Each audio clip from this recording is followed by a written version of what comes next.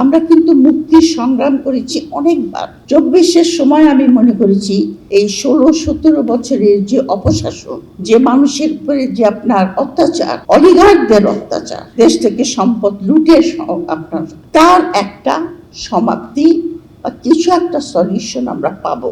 এই বিএনপি ক্ষমতায় এসে তার একটাও আপনার ইমপ্লিমেন্ট করে নাই। আমরা দেখেছি যে আমরা একটা প্রতারণামূলক দলের সঙ্গে কাজ করছি। আমি কিন্তু অনেক পুরান যুগের লোক, আমি অনেক কিছু দেখেছি জীবনে, এবং প্রত্যেকবারই আমি মনে করেছি যে এবার আমাদের দেশে একটা সুন্দর সমাজ ব্যবস্থা, রাষ্ট্র ব্যবস্থা গড়ে উঠবে।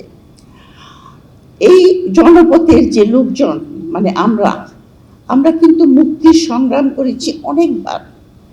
ব্রিটিশ যুগে করেছি, আলোচনার ভিতরে যাব না, যেগুলি আপনার ইতিহাসে সেভাবে লেখা হয়নি।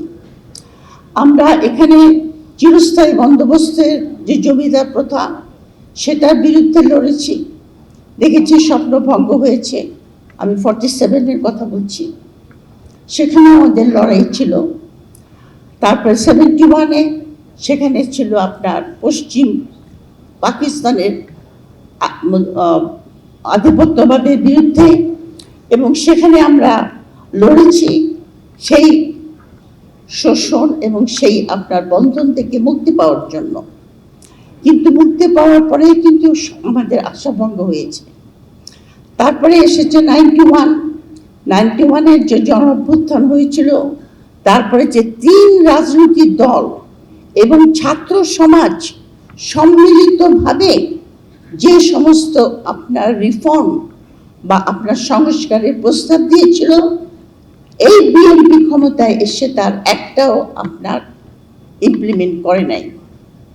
সেখানে আপনাদের স্বপ্নভঙ্গ আছে। 24, চিন্তা করে দেখেন আমি কতগুলি স্বপ্নের কথা বলেছি।